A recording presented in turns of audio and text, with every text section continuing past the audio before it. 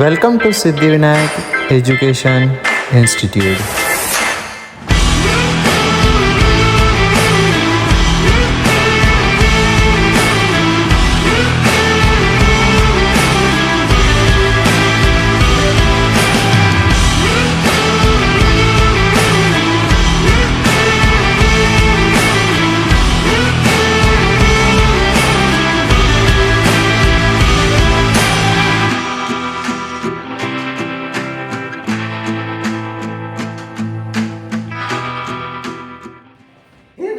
मैं Siddhivinayak education institute Gondia से और आज मैं आप सभी को पढ़ाने जाने वाला हूं फिजिक्स में 2D कोलिजन के बारे में। सो बेसिकली 2D कोलिजन पढ़ने से पहले आपको वेक्टर्स और रिलेटिव मोशन के ना काफी अच्छी नॉलेज होनी चाहिए, वरना मैक्सिमम चीजें ना आपके सर के ऊपर से जाएंगी। ठीक है, सो लेट अस कंसीडर कि एक ऑब्जेक्ट ए है जो u वेलोसिटी से ट्रैवल कर रहा है और एक ऑब्जेक्ट b है जो v वेलोसिटी से ट्रैवल कर रहा है। अब यहाँ पे ना अपन को एक बात ध्यान में रखने वाली है कि जो A और B है इन दोनों के वेलोसिटी और डायरेक्शन है ना वो सेम नहीं होना चाहिए। अगर वो गलती सेम होते हैं तो 1D पार्ट में आ जाएगा और आज अपन क्या पढ़ रहे हैं 2D। ठीक है, अब मैंने ऐसा एक डायग्राम बनाता हूं। अब डायग्राम देखकर आपको ऐसा लग रहा होगा कि जो A और B है यहाँ पे कोलाइड कर रहे हैं, बट ऐसा एक्चुअल में नहीं है। ये A और B इस पॉइंट पे तभी कोलाइड करेंगे जब ये यहाँ पे सेम पोजीशन पर हो और क्या हो, सेम टाइम पर। अब ऐसा जरूरी तो नहीं है हमेशा कि ये जो A और B है ये इस कोलिजन के पॉइंट पे सेम पोजीशन पर हो, सेम टाइम पे हो। अब ऐसा भी हो सकता है कि ये जो A है इस कोलिजन के पॉइंट को पहले पार करे एंड देन उसके बाद B यहाँ पे पहुंचे। ठीक, अब इसको फाइंड आउट करने के लिए अपने पास दो तरीके। सबसे पहला तरीका, ये जो A और B है इन दोनों के पार्टिकल का जो मोशन है ना उसको अपन सेपरेटली एनालाइज करके भी कर सकते हैं, लेकिन उससे ना काफी दिक्कतें आ सकती है, प्रॉब्लमेटिक हो सकता है, इसलिए अपन ना यहाँ पे रिलेटिव मोशन का यूज करेंगे। ठीक है, अब एक ध्यान में चीज रखना, ये जो B है ये B का मोशन ये A की रिस्पेक्ट में क्या होगा। ध्यान से सुनना मैंने क्या बोला, ये जो B का जो मोशन है A की रिस्पेक्ट में क्या होगा। अब इस चीज को करने के लिए अपन सिंपली एक चीज करते हैं, ये जो A की वेलोसिटी का डायरेक्शन है ना उसको हम रिवर्स करके B में ऐड कर देते हैं। ठीक, ये A की वेलोसिटी का डायरेक्शन है ना इसको अपन रिवर्स करके B में ऐड कर देते हैं। अब इससे अपन को क्या पता चल जाएगा, ये B की वेलोसिटी A के रिस्पेक्ट में क्या होगा, क्या B की वेलोसिटी A के रिस्पेक्ट में क्या होगा। अब उसके लिए अपन को बस ये जो A और B है इसको अपन को जीरो करना पड़ेगा। अब जीरो कैसे करेंगे, ये जो A की वेलोसिटी है उसको अपन रिवर्स करके दोनों में ऐड कर देंगे। अब उससे जो अपन को जो B की वेलोसिटी है एडिशन के बाद वो क्या होगी, velocity of B with respect to A। ठीक, अब मैंने इन दोनों को रिवर्स करके ऐड तो कर दिया, तो उससे अपनी A की वेलोसिटी क्या आ गई, जीरो, और B की वेलोसिटी क्या आ गई, u प्लस v। अब यहाँ पे अब ध्यान रखना कि यहाँ पे मैंने बेसिक साइन कन्वेंशन का ना यूज किया है। अब ये जो आपको दिख रहा है पार्टिकल, ये जो है ऑब्जेक्ट B ये लेफ्ट की तरफ आ रहा है, मतलब ये होगा नेगेटिव, और ये जो A है ये नीचे आ रहा है तो ये भी होगा नेगेटिव। बट अब यहाँ पे ना अपन को बस B के साइन को ध्यान में रखना है। क्यों, क्योंकि ये जो A है ये ऊपर जाए नीचे जाए कहीं पे भी जाए ये ऑलरेडी जीरो हो चुका है, तो इसके साइन से तो अपन को फर्क नहीं पड़ेगा। और मैंने जो ये B की वेलोसिटी निकाला हूं u प्लस v ये मैंने मैग्नीट्यूड के फॉर्म में निकाला और अब मेरे को चाहिए वेक्टर फॉर्म में भी। ठीक, तो वेक्टर फॉर्म में कैसे निकालेंगे,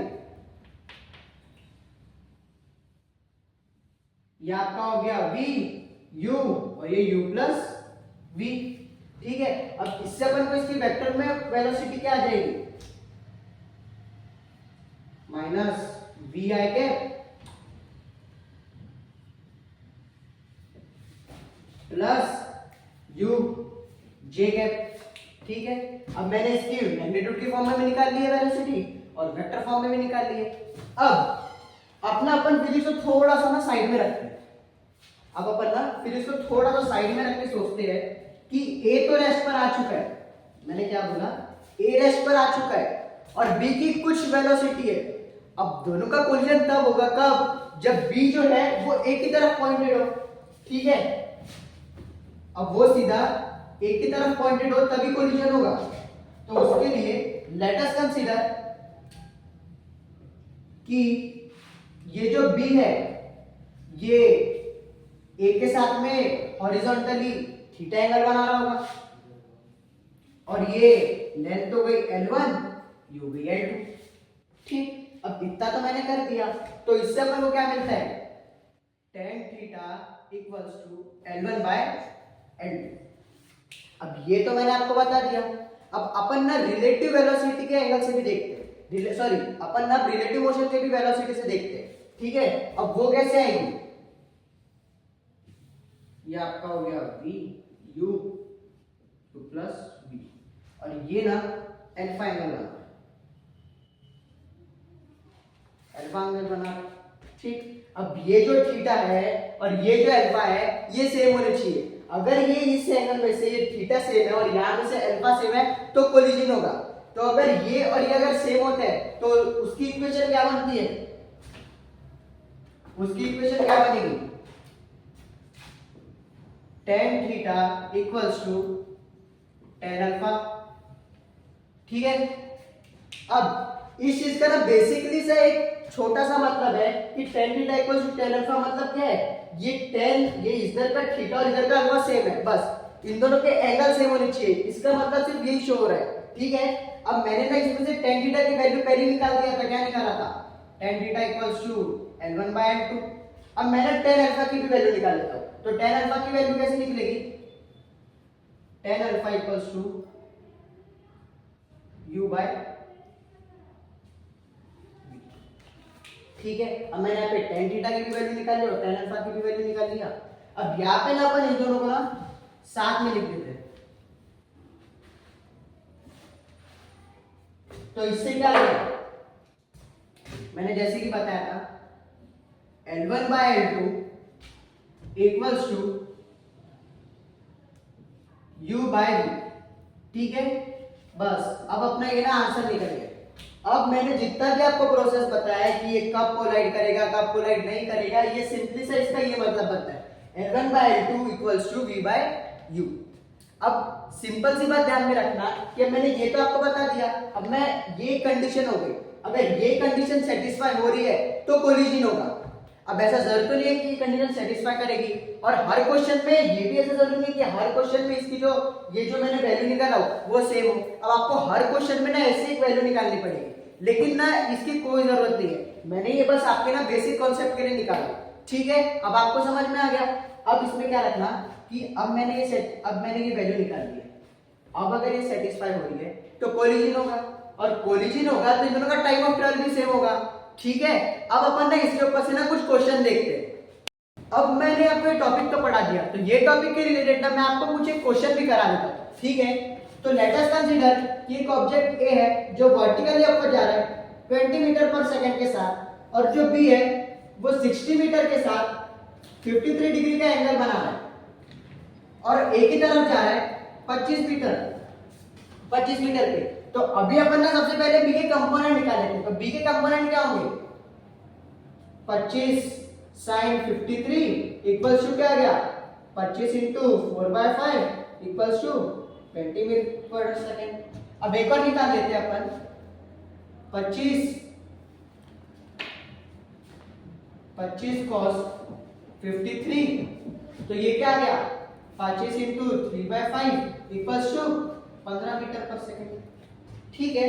अब अपन यहाँ पे रिलेटिव वेलोसिटी का ना यूज करते हैं। तो रिलेटिव वेलोसिटी अगर आप ए के रिस्पेक्ट में निकालते हो तो भी सही है, बी के रिस्पेक्ट में निकालते हो तो भी सही है। तो मैं ना यहाँ पे ए के रिस्पेक्ट में निकाल लेता हूँ, तो क्या आ जाएगा यहाँ पे, VBA equals to -15 I cap plus 20 - 20 J cap. तो ये सिंपली सॉल्व करके कितना आ गया, 15 I कैप। अब ये जो रिलेटिव वेलोसिटी है ना वो x एक्सिस यानी हॉरिजॉन्टल पे ही है, और वो क्या है, VBA इक्वल्स टू 15, वो क्या है, VBA इक्वल्स टू 15 मीटर पर सेकेंड। अब अगर हमें टाइम निकालना हो कि कितने देर बाद कोलाइड करेंगे, तो सिंपली अपन VBA का यूज करते हैं। तो क्या आ जाएगा, सिंपली अपन VBA का यूज करते हैं, तो ये आ जाएगा DAB अपन VBA इक्वल्स टू 60/15, तो ये क्या आ गया, 4 सेकेंड आ गया, 4 सेकेंड। अब अगर हमें ये भी निकालना हो कि कितने डिस्टेंस पर कोलाइड करेंगे तो वो भी निकाल सकते हैं, क्यों, क्योंकि अपना आंसर आ गया 4 सेकेंड। और अगर अपन ये निकालते हैं कितने डिस्टेंस पर कोलाइड करेंगे, तो सिंपली सी बात है, आपको ऐसे ही आ जाएगा कि जो ये ए है ये 80 मीटर पे कोलाइड करेगा, और ये जो बी है वो 100 मीटर पे। अब ये मैंने कैसे निकाला, सिंपली से एक फॉर्मूला यूज करा, सिंपली सा मैंने एक फॉर्मूला यहाँ पे यूज करा, distance equals to speed into time. अब ये तो आप भी निकाल सकते हो, ठीक है। सो आज के लिए सिर्फ इतना ही। मैंने आपको, आई होपफुली आपको मैंने जितना पढ़ा है वो समझ में आया होगा। Thank you for today.